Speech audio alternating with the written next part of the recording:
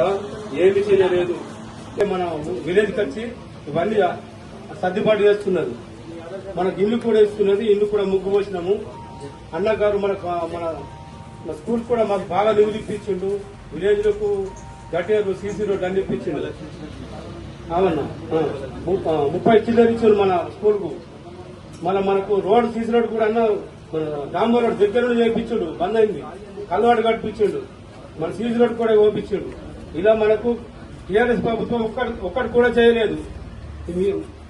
ఈ అన్నగారికి మా చేసిందో మా ధన్యవాదాలు. మా కాంగ్రెస్ మా రైతు సోదరు తరఫున ఉన్న దానికి ఇప్పుడు కొత్త చట్టం ప్రకారం ఏంటంటేనే గతంలో ఏదున్నా ఏదన్నా తప్పు జరిగితే కోర్టే ఇది దానితోని ఏం జరిగినా నీకు తెలిసితే జరిగినా లేకపోతే కుటుంబంలో పూర్తిగా ఇప్పుడు మనిషి చనిపోతే ఏమైతుంది ఫ్యామిలీ ట్రీ తీసుకొని దాని ప్రకారం చేసుకోవాలి.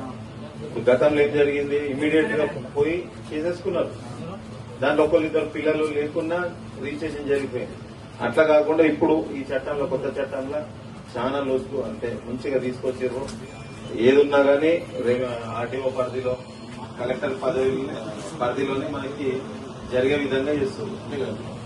అంతకుముందు ఏదున్నా సరే ఒకవేళ తప్పు ఇక్కడ జరిగినా మీకు జరిగినా కోర్టే శరణ్యం. ఇక కోర్టుతో ఏమైతుంది కాదు ఈ జీవితకాలం దాన్ని అనుభవించారు. ఇక ఇది నడుస్తూనే ఉంటుంది. లేని పంచాయతీ పెట్టిపోయింది.